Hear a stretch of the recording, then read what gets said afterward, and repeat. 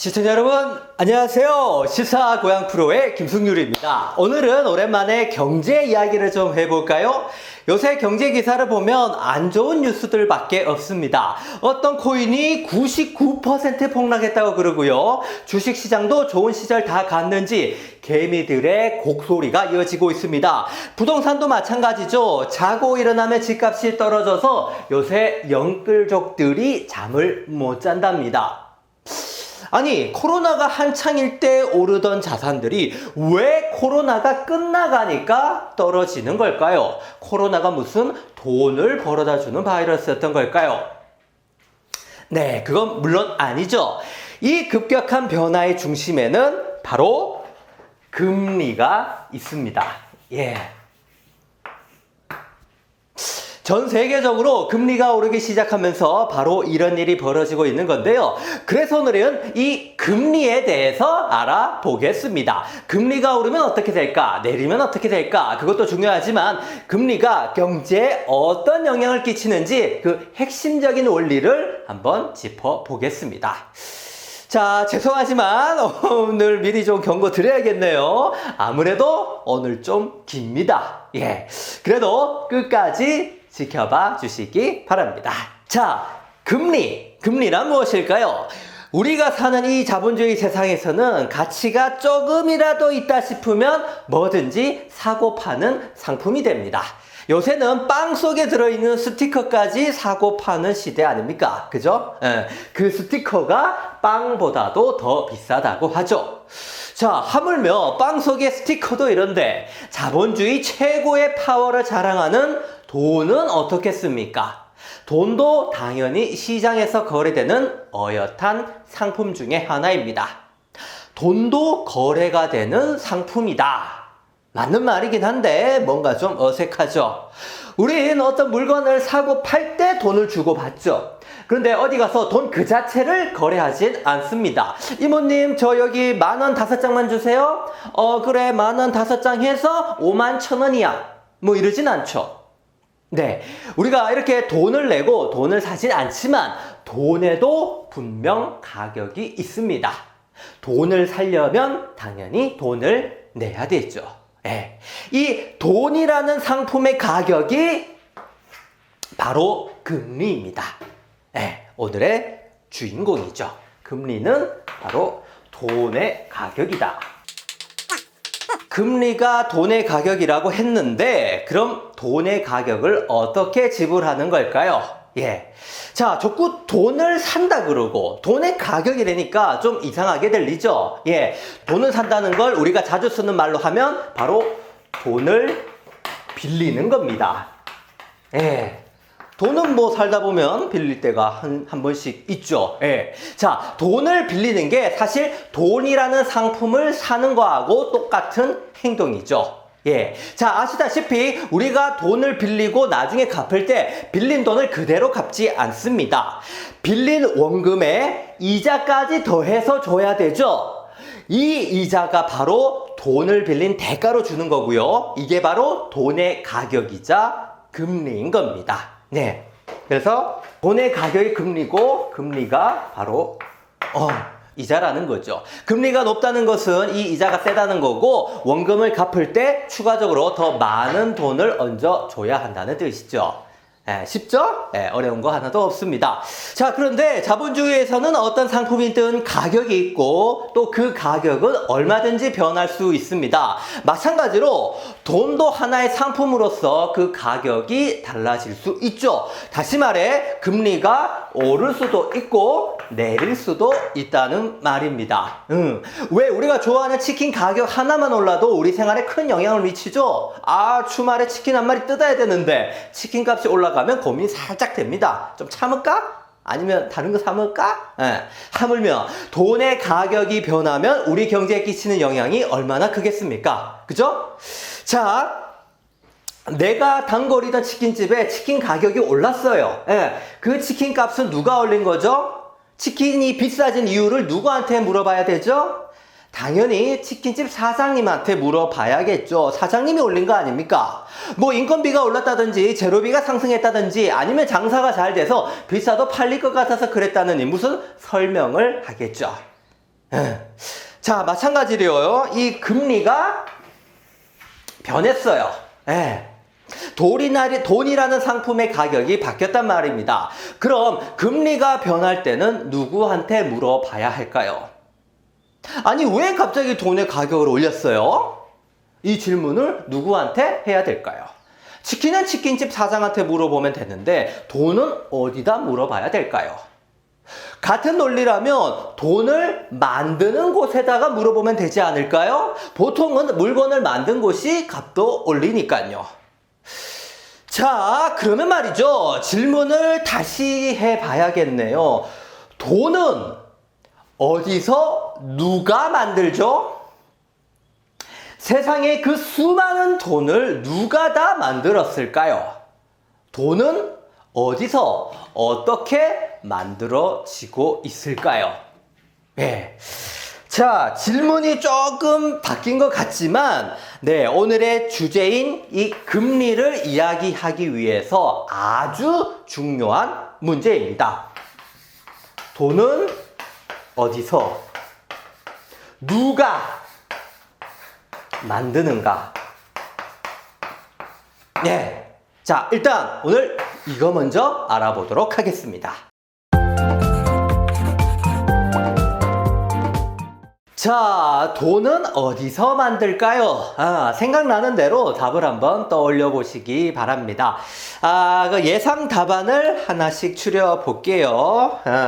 자, 어쩌면 제일 많이 나올 답일 수도 있는데요. 바로 한국은행으로 답하신 분들 많이 계시죠? 한국은행, 우리나라의 중앙은행입니다. 금리도 바로 이 한국은행에서 결정을 합니다. 돈의 가격을 정하는 곳이니까 한국은행이 돈 만드는 데가 맞나 보죠? 네, 한국은행도 돈을 만들긴 하지만 아쉽게도 완벽한 정답은 아닙니다. 아주 틀렸다고 할 수는 없지만 그래도 좀 뭔가 부족한 정답이죠. 자, 그럼 다음에 이런 대답도 많이 나올 겁니다. 바로 조폐공사. 실제로 조폐공사에서 우리나라 화폐가 만들어지죠. 손에 만질 수 있는 지폐, 그리고 동전 같은 걸 한국조폐공사에서 만듭니다. 여기서 만들어진 종이 쪼가리랑 금속을 우리는 돈이라고 믿고 쓰고 있죠. 자, 근데 이 조폐공사도 완벽한 답은 아닙니다. 왜냐면 요즘엔 단순히 지폐랑 동전만 돈이 아니죠. 통장에 찍힌 숫자도 돈이고 스마트폰에 떠있는 숫자도 돈입니다. 지갑에 현찰이 하나도 없어도 물건 사는데 아무 지장이 없습니다. 그죠? 여기가 진짜 정답은 아니라고 했습니다. 자, 그럼 진짜 답은 뭘까요? 그 많은 돈은 다 어디에서 만들어질까? 정답은 바로 국민은행입니다. 우리가 아는 그 KB국민은행이요? 거기서 돈을 만든다고요? 네, 그렇습니다. 우리나라 사람들이 제일 많이 이용하는 국민은행이 바로 정답이었습니다. 근데 정답이 또 있습니다. 바로 하나은행입니다. 하나은행이요? 네, 그렇다니까요. 정답이 또 있습니다. 바로 신한은행입니다. 또 있냐고요? 그럼요. 바로 우리은행도 있습니다. 장난하나? 이쯤 되면 모든 은행 다 된다고 하겠네. 네, 맞습니다. 우리가 이용하는 모든 시중은행들이 바로 돈을 만들고 찍어내는 곳입니다. 여러분이 어떤 은행하고 거래하든 우리 사회에 돌고 도는 돈의 대부분은 다 이 은행들에서 만들어진 겁니다. 바로 일반 시중은행이라고 할까요? 네, 여기서 우리가 쓰는 돈이 만들어지는 겁니다. 자, 근데 이 말이 선뜻 이해가 안 되는 분들도 있겠죠. 돈을 만든다는 것은 뭔가 굉장히 중요한 공적인 임무인 것 같은데 그런 권한을 일반 시중은행이 갖는다고? 사실 시중은행은 그냥 일반 민간 회사잖아요. 그죠? 이익을 최우선으로 하는 민간 기업에 이런 엄청난 권한이 있단 말인가? 이해가 잘 안 되죠?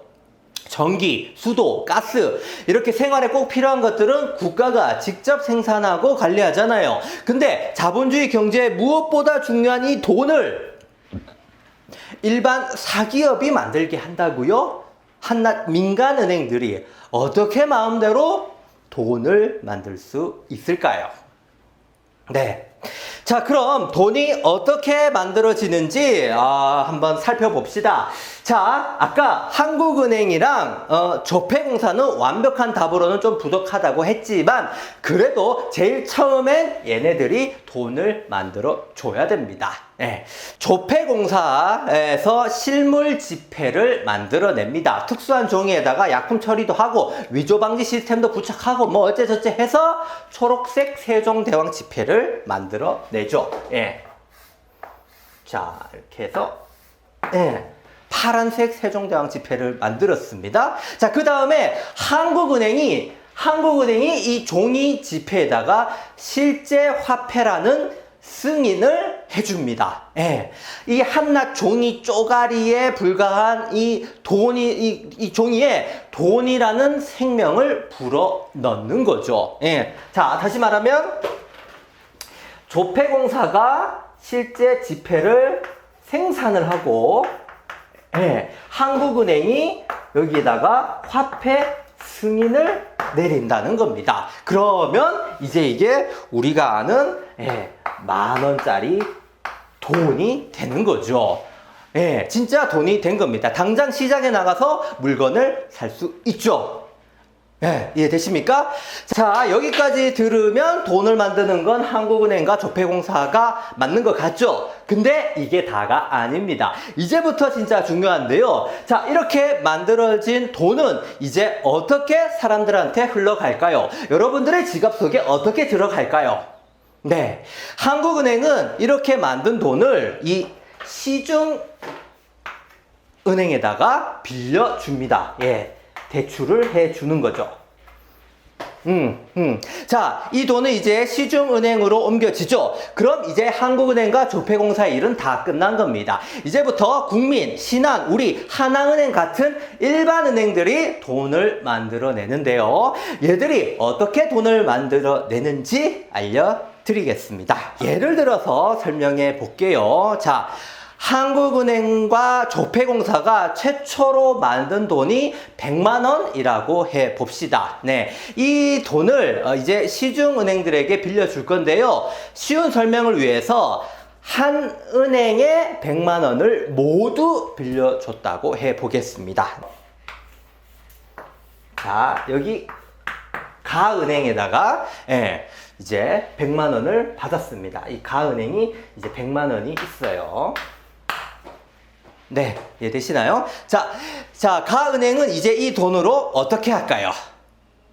이 돈을 가지고 얘네들도 장사를 해야겠죠? 얘네들은 돈 벌려고 있는 일반 사기업이니까요. 자, 여기에 이제 A라는 사람이 있습니다. A는 현재 돈이 필요한 상황인데요. 여기 가은행에 가서 100만원을 대출 받았습니다. 이제 A는 100만원이 생겼습니다. 100만원이. 이 가은행에 있던 100만원이 이제 A한테로 옮겨간 거죠. 이해되시나요? 자, A는 이 100만원을 어떻게 보관할까 고민합니다. 장롱 깊은 곳에 숨겨둘까? 아니면 은행에 맡겨둘까? 고민 끝에, A는 자, 이 돈을 나은행에다가 맡겨두기로 합니다. 이제 A의 돈 100만원은 이제 나은행으로 들어가게 됐습니다. 쉽죠? 어려운 거 없죠? 자, 좋습니다. 자, 그럼 이제 돈을 만들 준비는 모두 끝났습니다. 자, A는 현재 100만원을 가지고 있죠. 물론 대출 받은 거긴 하지만 그래도 수중에 돈은 100만원 있잖아요. 그죠? 이제부터 이 100만원이 어떻게 되는지 보시죠. 자, 그 돈은 지금 나은행에 있습니다. 자, 그럼 이 나은행은 A한테서 받은 100만 원을 가지고 또 어떻게 할까요? 뭔 일을 할까요?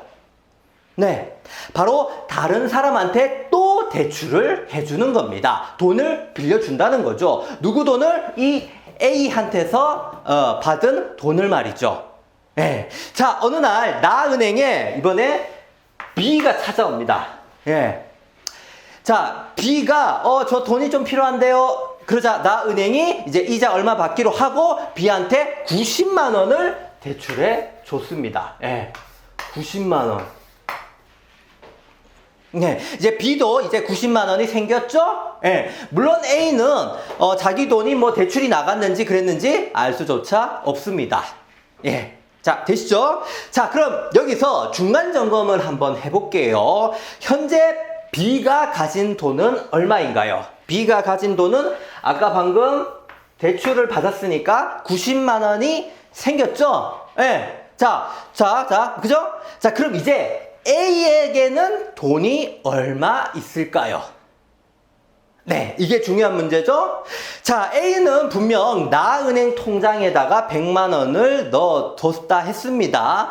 그죠? 그럼 이 통장에 현재 잔액은 얼마로 찍혀 있을까요? B가 이 돈을 90만 원 빌려갔으니까 A 통장에는 90만 원이 깎이고 10만 원만 남아있을까요? 아니죠. 그럼 난리 납니다. A는 은행 쳐들어와서 야, 내 90만 원 어디 갔어? 당장 내놔 하면서 난리를 치겠죠. A 통장에는 당연히 100만 원이 그대로 찍혀 있습니다. 그죠?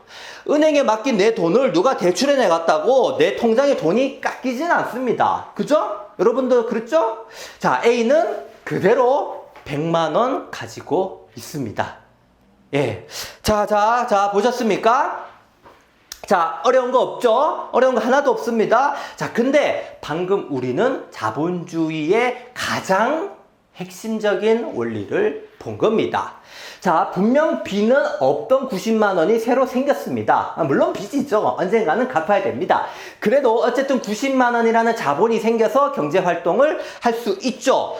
근데 이 90만 원은 분명 A의 100만 원에서 나왔습니다. 예, 그죠? 근데 A 돈도 전혀 줄지 않았습니다. 그죠? 예, 그냥 90만 원이라는 돈이 새롭게 더 만들어진 겁니다. 이 90만 원을 누가 만들었나요? 바로 이 나은행이 만들었죠.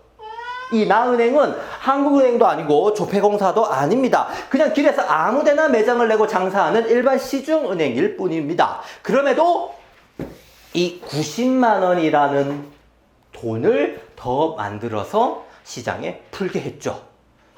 네, 이해되십니까? 자, B 통장에는 대출 받았으니까 90이 있지만 A 통장에도 여전히 100만 원이 그대로 찍혀 있다.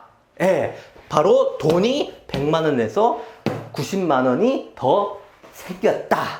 이 말입니다. 자, 좀 더 확실한 비교를 위해서 이런 상황도 한번 가정해 보겠습니다.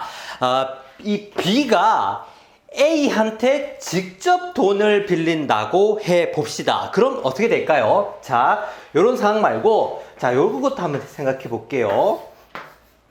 자, 이 최초 가은행이 A한테 돈을 빌려주면서 A가 100만 원을 가졌습니다. 자, 그런데 B가 A를 직접 찾아가서 돈을 빌리려고 합니다. 예, 그래서 A가 B한테 90만 원을 빌려줬습니다. 자, 그럼 이때는 각자 가진 돈이 어떻게 될까요? 네, B는 분명 90만 원이 생겼죠. 자, 근데 A는 어떻습니까?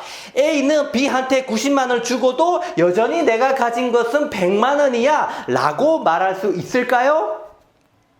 B한테 현찰을 주든 송금을 해주든 어쨌든 A에겐 90만 원이 빠져나가게 됩니다. 언젠가 90을 돌려받더라도 지금 당장은 10만 원밖에 없습니다. 그죠? 맞죠? 자, 이 두 차이가 이해되시나요? 한 푼도 없던 B가 90만 원을 빌린 건 둘 다 똑같습니다. 그죠? 근데 문제는 그 중간에 은행이 있나 없나 하는 차이가 있죠. 중간에 은행이 있으면 전체적인 돈이 늘어나고 은행이 없으면 돈은 전혀 늘어나지 않는 겁니다. 맞죠? 왜냐? 이 은행이 바로 돈을 만든 거기 때문입니다.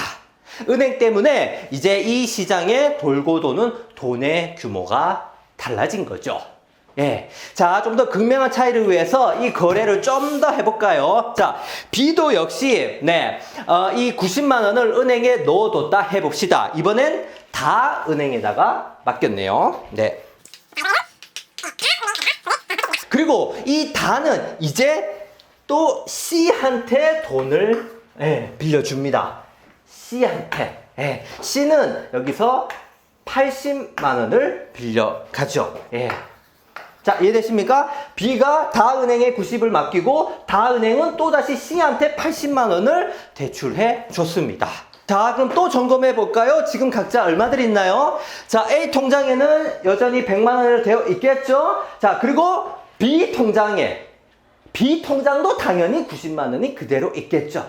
자, 그런데 C 통장에는 0원이었던 잔고가 갑자기 80만 원이 된 겁니다. 돈이 또 만들어졌죠. 이번엔 누가 만들었죠? 바로 이 다은행이 만든 겁니다. 자, 돈의 총 규모는 100만 원에서 190만 원, 이제 270만 원으로 불어났습니다. 자, 그럼 이 밑에도 또 볼까요? 현재 잔고 A 10만 원, B 90만 원인 상황에서요. 이번에 C가 B한테 직접 80만 원을 또 빌렸습니다. C가 80만 원을 빌렸습니다. 자, 그럼 이때 B는 얼마가 되죠? 다시 10만 원이 되죠. 여기는 돈의 총합이 여전히 100만 원입니다. 그죠? 자, 이해되시죠? 이 과정은 계속 이어질 수 있습니다. 그럼 차이가 계속 벌어지겠죠? C는 이 돈을 또 다 은행에다 맡기고, 이 다 은행은 또 D한테 돈을 비출해주고, 또 D는 이것을 바쁘네요. 라 은행에다 또 맡기고, 이 라 은행은 다시 E한테도 맡기고, 이런 식으로 계속 빌려주고 갚고 빌려주고 맡기고 반복할 수 있는 겁니다. 그럼 돈이 계속 만들어지는 거죠. 자, 그러니까 은행이 돈을 빌려주는 만큼 돈이 새로 생기는 겁니다. 시중에 유통되는 돈이 그만큼 늘어나는 거죠. 자, 반면에 여기는 죽었다 깨어나도 죽었다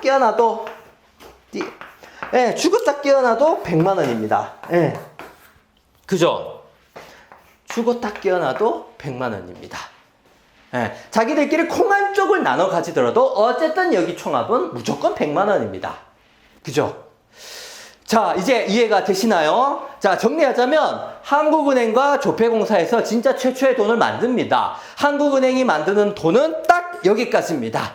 그 다음은 이제부터 이런 일반 시중은행들이 바로, 이거는 라네요. 이건 라가 되고 이건 마가 되네요. 죄송합니다. 일반 시중은행들이 바로 돈을 만드는 거죠. 어떻게 해요? 바로 대출을 해주면서 말이죠. 대출을 하면 할수록 더 많은 돈이 도는 겁니다. 한국은행이 만든 최초의 100만 원이 시중에서 이제 몇 배로 돌고 도는 거죠. 자, 이렇게 우리 사회에 유통되는 대부분의 돈은 다 이렇게 만들어집니다. 자, 이 정도면 돈을 누가 만든다고 하는 게 맞을까요? 바로 시중은행. 맞죠? 자, 은행이 돈을 만든다. 이해되십니까? 자, 여기서 한 가지 생각해 볼 게 있습니다. 제가 지금까지 계속 돈이 늘어났다, 만들어졌다 라고 했죠. 자, 근데 그 돈은 하늘에서 공짜로 떨어진 건 절대 아닙니다. 자, 대출을 거듭하면서 만들어진 거죠. 자, 근데 여러분, 대출이 뭡니까? 바로 빚이죠, 빚.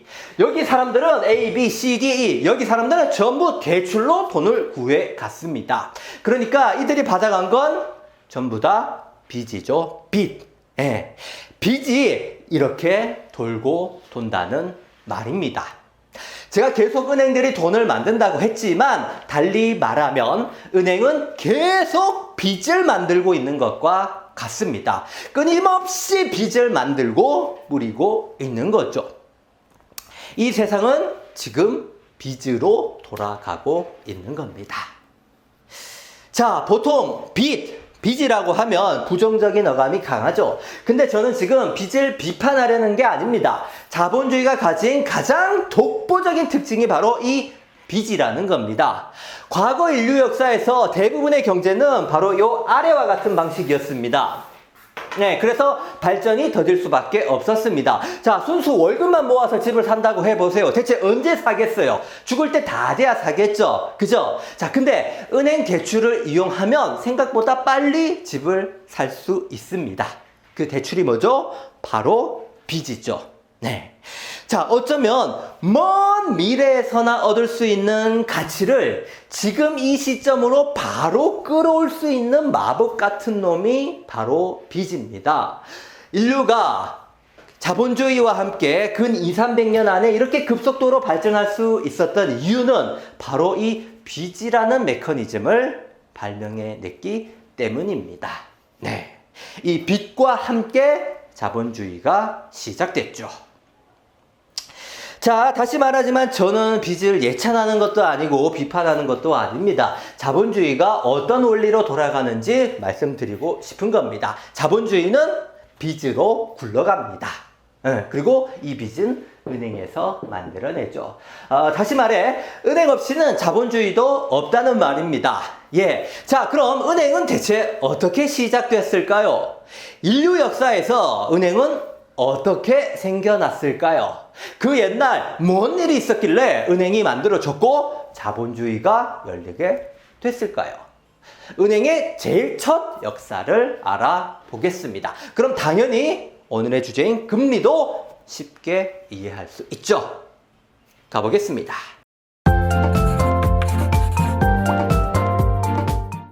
자, 요즘엔 모든 경제가 은행을 통해서 이루어지죠. 은행 없이는 아무것도 안 돌아갑니다. 그렇다고 은행이 인류 문명과 늘 함께 했던 것도 아닙니다. 언제 어느 순간에 갑자기 발명되었다는 거죠. 그것도 비교적 최근의 말입니다. 자, 그럼 지금부터 은행의 첫 탄생을 알아보겠습니다. 자, 시간을 조금 거슬러 16세기로 가보겠습니다. 16세기 영국에서 있었던 아주 소소한 이야기입니다. 자, 이 당시 사람들도 당연히 먹고 살기 위해서 경제활동을 했습니다. 먹고 살려고 물건도 사고 팔고 했단 말이죠.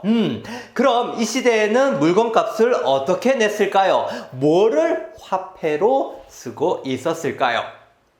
조개 껍데기? 소금? 비단?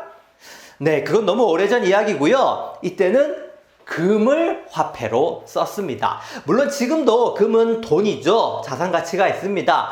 근데 요즘에 물건을 살 때 금덩이 자체를 내진 않죠. 옛날에는 이 금 자체를 화폐로 썼다는 겁니다. 생선 사고 빵 사고 하는데 금을 냈단 말이죠. 금을 이 당시에는 화폐로 썼습니다. 예, 골드, 삐까번쩍한 금이 이때도 아주 귀한 돈이었습니다. 자, 근데 이 금을 돈으로 쓰는 게 조개 껍데기나 소금보다 낫긴 하죠. 그런데 여전히 문제가 있어요. 예, 무슨 문제냐면 자, 이해를 돕기 위해서 요즘 기준으로 한번 설명을 해볼게요. 요즘에 금이 얼마인지 아십니까? 예, 요즘 금 시세를 보면 1g에 금 1g에 한 7만원 정도 합니다. 예, 비싸죠. 자, 금 1g 정도는 뭐 시장 갈 때 가볍게 들고 갈 수 있죠. 1g인데. 근데 내가 사려는 물건 가격이 예를 들어 35,000원이에요. 그럼 이 돈을 어떻게 지불할 거예요? 1g 가지고 갔는데 이 1g짜리 금을 또 반으로 뚝 잘라야 되는데 시장 한복판에서 이걸 어떻게 해요? 그죠? 아니면 내가 사야 될 물건이 10,000원짜리예요. 그럼 이 1g짜리 금의 7분의 1을 내야 되는데 이걸 어떻게 할 겁니까? 설령 내가 거기서 1g을 반으로 뚝 잘랐다고 한들 가게 사장이 바로 믿어주겠습니까? 의심 많은 사장님은 또 확인해 보겠죠. 진짜 0.5g이 맞는지 저울에 막 재보는 겁니다. 근데 저울에 재보니까 0.4g이에요. 사장님이 0.1g 더 줘야 된다 그러고 막 아씨금 뭐 짜증나서 물건 사겠어요, 그죠? 지금 생각해도 이렇게 불편한데 그 옛날 16세기 때는 더 했겠죠. 그죠? 예. 자, 이렇게 저 금을 돈으로 쓰는 건 좋은데 문제는 그 단위가 통일이 안 되는 겁니다. 예. 금떡이 원석 그대로 가지고 있으면 모양도 제각각이고 크기도 제각각이죠. 네. 자, 물건 살 때마다 이 짓을 해야 되면 차라리 안 하고 말겠죠. 예. 자, 그래서 이 불편함을 해소하기 위해서 만든 게 바로 규격화된 금화입니다. 예. 자, 현재의 동전을 생각하면 되죠. 모든 금을 동전 크기의 이렇게 작은 금으로 바꿔서 쓰면은 거래가 훨씬 수월해지겠죠. 금을 자를 것도 없고 저울에 잴 필요도 없습니다. 경제가 발전하려면 당연히 돈거래가 편리해야 됩니다. 그래야 돈이 잘 돌죠. 그래서 당시 사람들은 자기가 가진 금을 이렇게 금화로 만들어서 가지고 다니기 시작했던 겁니다. 네, 이게 훨씬 편리하니까요. 네. 자, 그러면서 자연스럽게 떠오르는 유망 직종이 있죠. 예, 바로 이 금덩이를 금화로 바꾸는 금세공업자입니다. 금을 이렇게 재련하는 사람이죠. 이 큰 금덩이를 작고 통일된 금화로 만드는 금세공업자가 많이 생겨나게 된 겁니다. 당연히 그렇겠죠. 예. 자, 이 금세공업자들은 사람들의 금을 받아서 그걸 금화로 만듭니다. 자, 그러려면 필요한 게 두 가지 있죠. 예. 첫째는 세공 기술이 필요합니다. 세공 기술, 그죠? 금을 다룰 줄 알아야겠죠. 자, 그리고 두 번째는 바로 자, 작업할 금을 보관할 만한 대형 창고도 있어야 했던 겁니다. 금 보관 창고. 이 창고는 당연히 안전하고 튼튼해야 됩니다. 누가 훔쳐가면 안 되니까요. 그죠?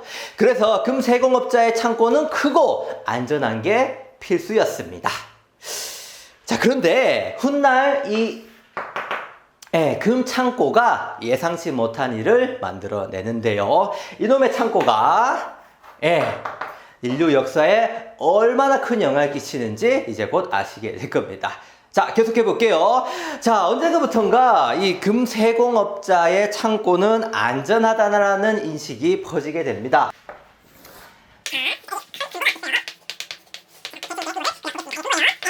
특히 부자들은 집에 어마어마한 금을 쌓아두고 사는데 그게 좀 불안하지 않습니까? 무겁고 자리 차지도 많이 하고 또 도둑이 들 위험도 있죠. 그래서 부자들은 자신들의 금을 이 금세공업자 창고에 맡겨두게 됩니다. 보관 비용을 내면서 말이죠. 집에 쌓아두는 것보다 그게 더 마음이 놓였을 겁니다. 금을 맡기는 입금인이 있으면 입금인이 이렇게 있으면 자, 금을 맡기는 겁니다. 금을 맡기는 거죠. 그리고 여기 금을 맡기면서 보관 비용까지 내야 됩니다. 왜냐하면 자신의 금을 안전하게 지켜주게 주니까요. 당연히 비용을 내야겠죠. 자, 그러면서 이제 금세공업자들은 금을 세공하는 일뿐만 아니라 이렇게 금을 보관해주는 일도 시작하게 되는데요. 돈을 받고 금을 안전하게 보관해주는 겁니다. 이제는 진짜 창고가 아니라 정말 금고가 된 거죠. 자, 근데 하다 보니까 이게 세공일보다 훨씬 수익성이 좋은 겁니다. 세공은 막 뜨거운 물 앞에서 금 두드리고 지지고 해야 되는데 이 보관 업무는 그냥 설비만 갖춰 놓으면 되죠. 자, 이렇게 금 세공업자들 중 일부는 전문적인 금 보관업자, 다시 말해 금 고업자가 되었습니다. 이 금 세공업자가 금을 보관해주는 보관업자가 된 겁니다. 이해되시죠?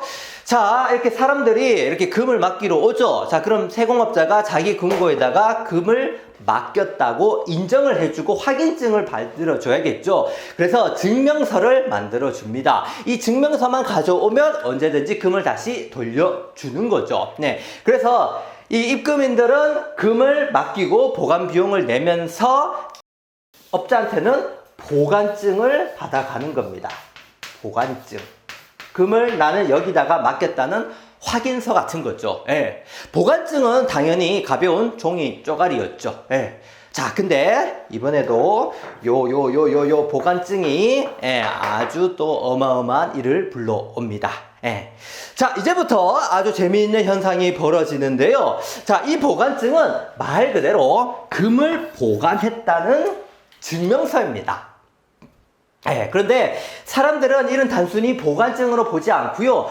금과 마찬가지로 생각하기 시작한 겁니다. 실제로 이 보관증이 있으면 금을 찾을 수 있으니까요.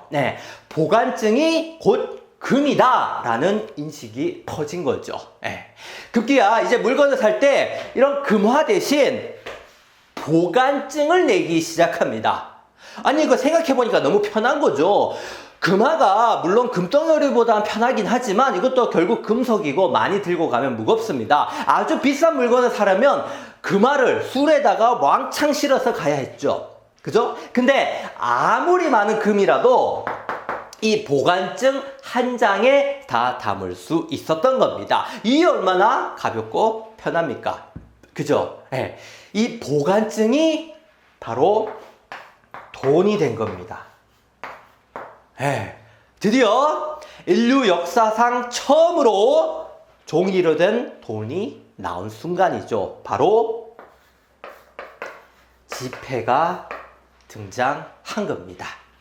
이해되시죠? 자, 정리하면 입금인이 금을 맡기는데 금을 맡기고 보관 비용을 같이 냅니다. 자, 그럼 창고업자가 금을 맡겼다는 확인서 보관증을 만들어 줘야겠죠? 이 보관증을 받아갔는데 아니 이거 알고 봤더니 이거 금 갖고 다니는 것보다 이거 더 편해. 그래서 사람들이 보관증을 갖고 경제 활동을 하기 시작했다는 겁니다. 인류 최초의 지폐가 등장한 거죠.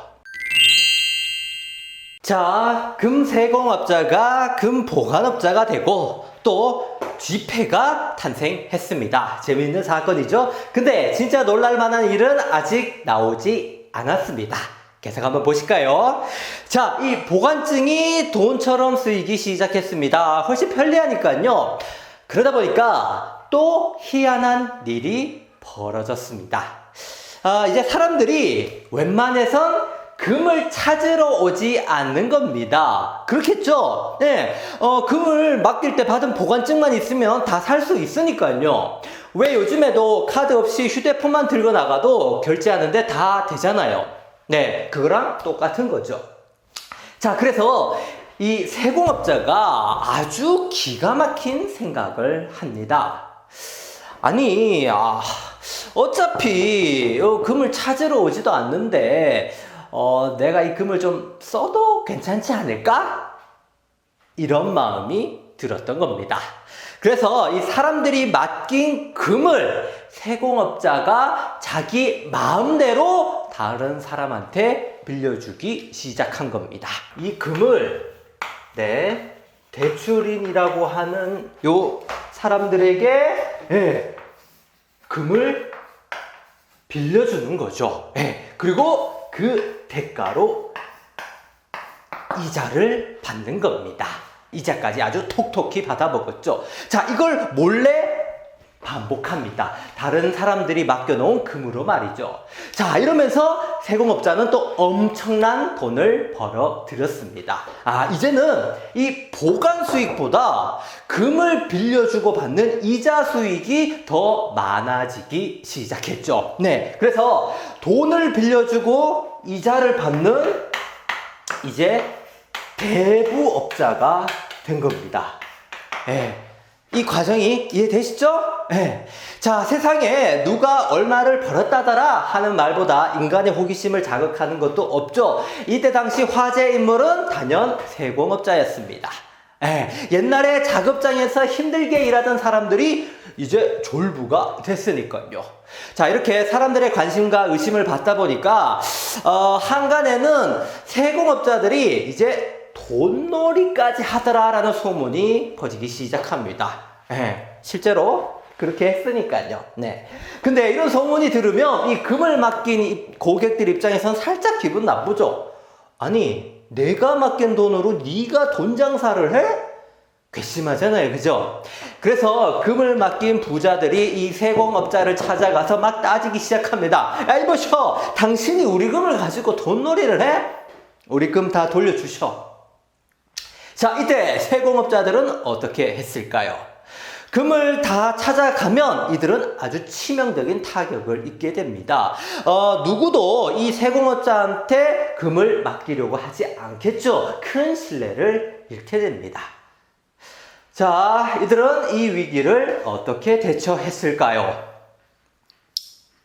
자, 이때 세공업자들은 이 난관을 모면하기 위해서 엄청난 딜을 제시합니다. 경제 역사상 아주 충격적인 협상이 아닐까 싶은데요. 자, 세공업자들은 금을 이렇게 몰래 빌려준 걸 순순히 인정했습니다. 그리고 바로 이런 제안을 하죠. 이제부터 이 이자 수익을 금을 맡긴 여러분들께도 나눠주겠다. 자, 이게 무슨 말일까요? 자, 지금까지는 금을 맡길 때 이 사람들이 직접 보관 비용을 냈죠. 예, 금을 안전하게 보관해준 대가로 말입니다. 근데 이제는 세공업자가 되레 돈을 주겠다는 겁니다. 예, 금을 맡기면 돈을 내는 게 아니라 오히려 돈을 번다는 거죠. 이해되십니까? 과거에는 이랬다면 이제는 이 입금인이 금을 맡기면, 예. 자, 이렇게 금을 맡기죠? 그러면 뭘 받는다? 이제 이자를 받는다는 거죠. 예. 이해되십니까? 이해되십니까? 예. 자, 그러니까 갑자기 항의하러 온 이 사람들이 뭐라고? 진짜? 오케이, 콜! 이러면서 기쁜 마음으로 그냥 돌아갑니다. 예. 오히려 금을 더 많이 빌려주고 돈 많이 벌어서 자기들한테 많이 나눠달라고 부탁까지 하죠. 세공업자도 이게 훨씬 이득입니다. 이제 맘졸이면서 할 필요도 없고 어차피 여기 이자 수익에서 조금 여기다가 떼주면 되는 거니까 손해볼 것도 없죠. 네. 자, 금을 맡긴 사람들보다 자기들이 더 많은 이자를 챙겨가면 결국 세공업자들은 돈을 버는 겁니다. 자, 엄청난 일이 벌어지고 말았습니다. 패러다임이 바뀌어버렸죠. 이제는 금을 맡기면 돈을 내는 게 아니라 돈을 받게 됐습니다. 뭐라고? 돈을 맡기기만 해도 돈을 준다고? 자, 이제 사람들이 너도 나도 금을 맡기기 시작합니다. 당연하죠. 예, 금을 맡겨도 돈을 준다잖아. 네. 자, 이렇게 세공업자는 더 많은 금을 들어오니까 더 많은 금을 빌려줄 수 있게 됐습니다. 전보다 더 많은 돈을 벌게 됐죠. 네. 자, 이 구조가 뭔가 좀 익숙하지 않습니까? 예. 자, 어딘가에 돈을 맡기면 이자가 나온다? 그리고 사람들이 거기서 돈도 빌려간다? 그렇습니다. 바로 은행입니다. 네. 오늘날의 은행들은 바로 이 금세공업자에서 시작됐던 겁니다. 금세공업자, 금보관업자, 그리고 대부업자가 결국 은행가가 된 겁니다. 이해되시나요? 자, 아까 은행은 대출을 해주면서 시장에 돈을 만들어낸다는 말 기억하시죠? 근데 그 마법 같은 일은 결국 빚이라는 것도 누차 강조했습니다. 빚을 창조하는 매직도 바로 이 세공업자에서 비롯된 건데요. 은행가로 변신한 세공업자의 마지막 이야기를 계속해서 들어보시죠. 자, 금을 이렇게 자꾸 빌려주다 보니까 세공업자들이 또 이상한 현상을 발견합니다. 자, 이 사람들이 이 금을 빌려갈 때, 네, 이 금고 안에 있는 금덩어리를 직접 가져가지 않는 거였습니다. 예. 자, 예전에 금을 이렇게 가져갔는데, 이제 금 가지고 가봐야 이제 무겁단 말이죠. 그래서 이제는 뭘 대충 가져가냐? 보관증만 받아가는 겁니다. 이해되시나요? 자, 옛날에는 대출인이 금을 직접 받아갔는데, 이제는 이 대출인이 돈 빌려줘 하면서 하더라도 금을 가져가는 게 아니라 바로 보관증을 가져간다는 거죠. 어차피 금은 가져가 봐야 뭐합니까? 보관증으로 모든 경제 다 활동이 가능한데, 그죠? 바로 여기서 세공업자들이 또 기막힌 수가 떠오릅니다. 자, 어차피 여기 금고 안에 금이 얼마나 있는지는 나밖에 모르잖아. 그리고 다들 진짜 금을 빌려가는 것도 아니야. 이 보관증만 가져간단 말이지. 근데 이 보관증은 내가 만드는 거 아니야.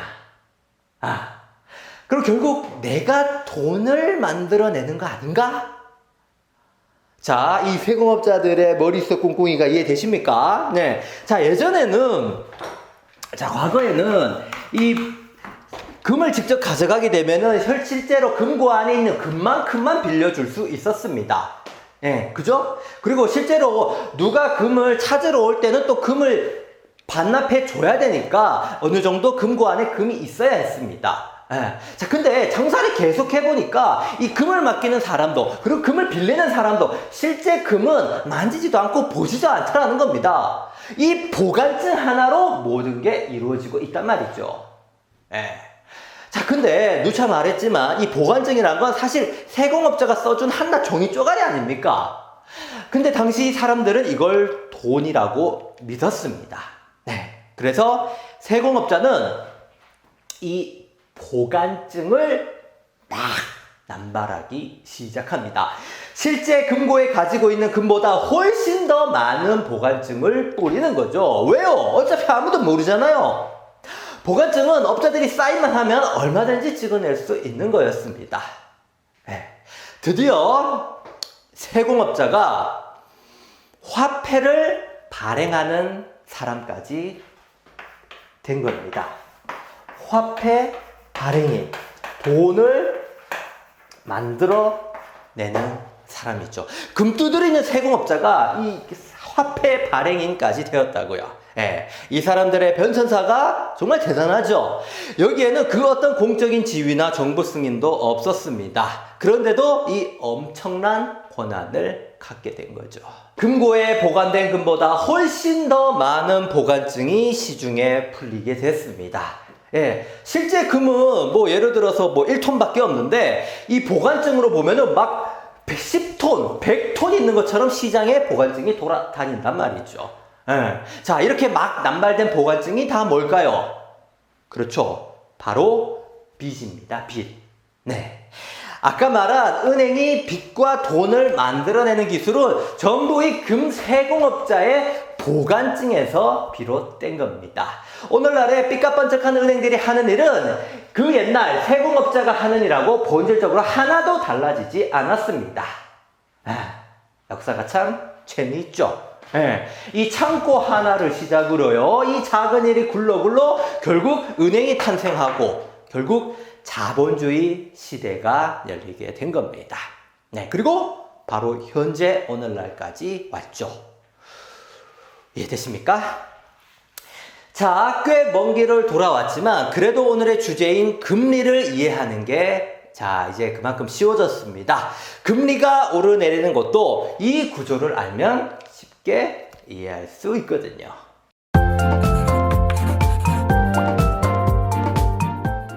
자, 다시 처음으로 돌아가 보겠습니다. 지금까지 했던 은행 이야기를 이제 금리랑 연결지어서 이야기해 보죠.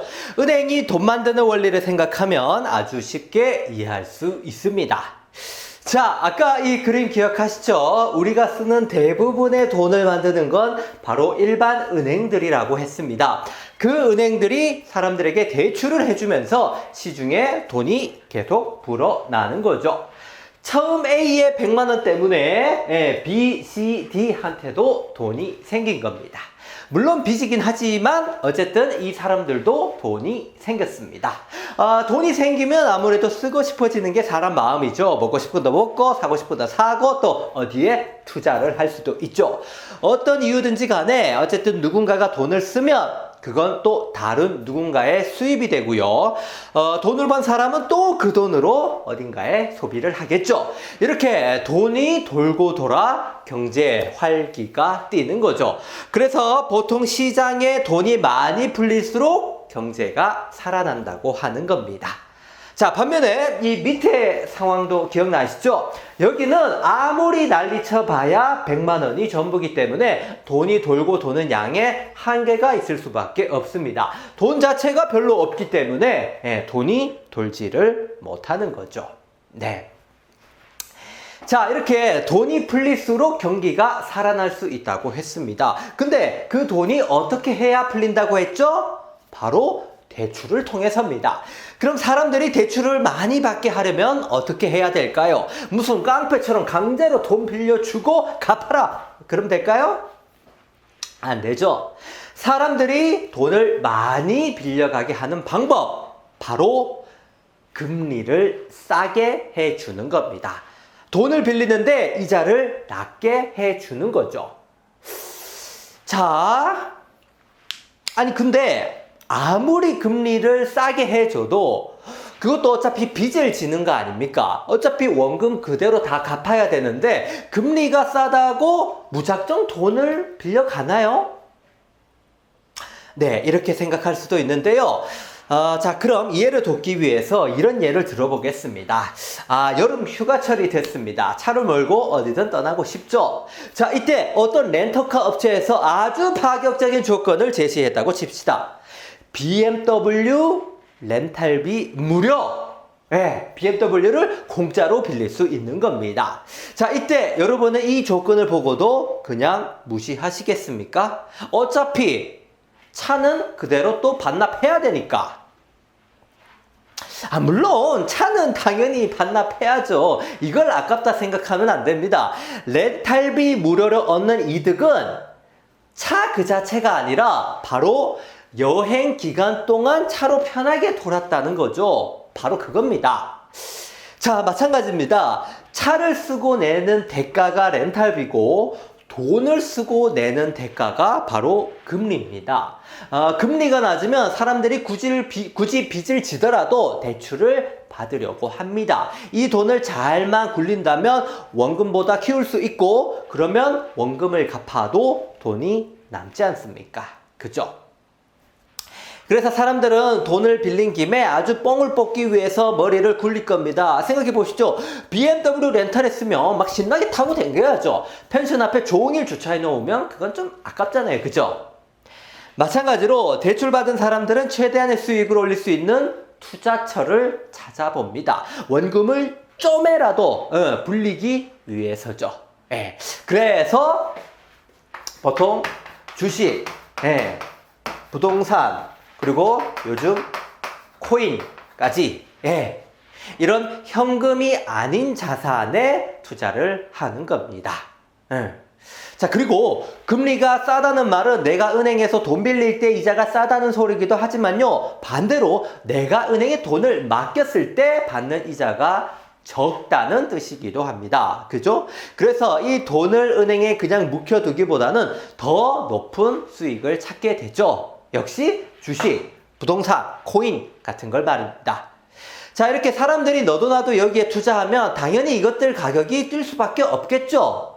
지난 2년간 주식, 부동산, 코인이 아주 난리도 아니었죠. 그렇게 올랐던 이유가 뭐였을까요? 바로 아주 낮았던 바로 금리 정책 덕분이었습니다. 코로나 때문에 경기가 위축될까봐 한동안 초저금리가 유지되었기 때문에 사람들은 바로 이 기회에 이런 자산에 투자를 했던 겁니다. 자, 그럼 반대 상황도 볼까요? 코로나가 점점 끝나가고 이제는 금리가 올라가고 있습니다. 자, 그럼 어떻게 될까요? BMW 렌탈비가 어마무시하게 올라갔어요. 그럼 그냥 버스 타야죠. 예. 혹시 빌려도 렌탈비가 무서워서 빨리 반납하고 싶을 겁니다. 그죠? 자, 금리가 올라가도 똑같습니다. 자, 이제 이 그림이 거꾸로 되기 시작합니다. 자, 대출을 받는 사람이 없고, 예, 더 이상 여기서 대출을 받는 사람이 없고, 빌린 사람들은 이 대출을 빨리 갚으려고 합니다. 예. 자, 이 빌린 거를 마에다가 갚고, 예, D도 빨리 라에다가 갚고, 자, 계속 갖고 있어 봐야, 이자만 계속 많아지니까 대출을 빨리 갚는 거죠. 자, 이렇게 은행으로 자꾸 돈이 돌아오고 있죠? 예. 자, 이게 뭘 뜻할까요? 자, 은행에서 이렇게 대출로 나간 돈은 바로 돈이 새로 만들어지는 거라고 했습니다. 그럼 돈이 다시 돌아온다는 건 뭘까요? 바로 시중에서 그만큼 돈이 사라진다는 의미인 겁니다. 돈이 없어지고 있다고요. 네. 자, 시장에서 돈이 점점 사라지고 있어요. 내 주머니에 있던 돈이 연기처럼 사라집니다. 별 수 있나요? 이제 좀 덜 먹고 덜 사고, 내가 덜 쓰는 만큼 다른 누군가의 수익도 점차 줄어들 겁니다. 자, 이렇게 돈이 안 도니까 이제는 경기가 다소 침체되기 시작하죠. 세상 모든 게 그렇듯이 수가 많고 넘쳐나는 건 값이 싸지만 적은 것들은 비싸기 마련입니다. 예. 자, 돈이 계속 줄어들고 있어요. 예. 그 말은 돈을 구하기가 어려워진다는 뜻이고 그만큼 돈의 가치는 올라간다는 말입니다. 예, 금리가 자연스럽게 올라가는 거죠. 자, 그럼 이제 주식, 부동산, 코인 같은 거 살 엄두도 안 납니다. 돈이 없는데 무슨 수로 삽니까? 오히려 있는 걸 내다 팔아야 될 상황이죠. 그래서 이제는 이런 투자 자산들의 가치가 점점 떨어지게 됩니다. 예, 금리가 올라가면 말이죠. 예. 자, 요새 주식, 부동산, 코인의 폭락 기사가 매일같이 쏟아지고 있죠? 예, 이제는 비제 역습이 시작된 겁니다. 예. 오늘 누차 말했죠? 이렇게 새로 만들어진 돈은 사실 다 빚이었다고. 네. 자, 이제 이해가 좀 되시나요? 세상에 공짜는 없습니다. 모든 것에는 다 양면이 있죠. 달콤하면 그만큼 위험한 법입니다. 경제는 특히 더 그렇죠. 돈을 쉽게 쓰는 날이 있다가도 쉽게 뺏기는 날도 오는 겁니다. 단순히 금리를 높이는 게 좋다, 낮추는 게 좋다 이렇게 말할 수는 없습니다. 확실한 건 자본주의는 어느 한쪽으로 계속 치달을 수 없는 구조라는 겁니다. 금리를 좀 높였다가 경기가 좀 다운되면 이제 금리를 낮춰서 다시 경기를 업시키는 거죠. 네, 자 이렇게 그래서 이 과정이 계속 반복되는 겁니다. 그래서 경제의 큰 그림을 보려면 이 사이클을 생각해야 되는데요. 이 사이클을 만드는 바로 중심에 바로 금리가 있는 겁니다. 자, 우리나라의 금리는 여기 바로 한국은행에서 정하게 됩니다. 그리고 한국은행이 정한 그 금리를 보고 여기 밑에 일반 시중은행들도 금리를 정하게 되죠. 도매 가격에 따라 일반 소비자가 사는 소매가가 달라지듯이요. 한국은행이 돈이라는 상품의 도매가를 매기는 곳이라 생각하면 됩니다. 그래서 한국은행이 발표하는 금리를 바로 기준금리라고 합니다. 그리고 이 기준금리를 발표할 때마다 온 관심이 집중되는 거죠. 자, 여기에 새로운 사이클에 진입하는 거 아닌가 하는 관심이 모이기 때문이죠. 이해되시나요? 자, 오늘 주제 바로 금리였습니다. 단순히 금리가 오르면 이렇게 된다, 저렇게 된다, 뭐가 오르고 뭐가 떨어진다 이런 단편적인 설명보다요. 도대체 어떤 원리로 이런 일이 펼쳐지는지 알아봤습니다. 그 핵심에는 바로 은행이 있다고 했죠. 은행이 돈을 만들어내고 또 사라지게도 한다 했습니다. 은행이 최초로 만들어진 역사를 보니까 지금의 자본주의가 어떻게 탄생했는지도 이해되시겠죠. 경제를 이해하는데 조금이나마 도움이 되셨으면 좋겠습니다. 자, 오늘 꽤 긴 영상이었습니다. 시청해 주셔서 정말 고맙습니다. 저는 또 다음 영상에서 인사드릴게요. 여러분, 안녕히 계세요.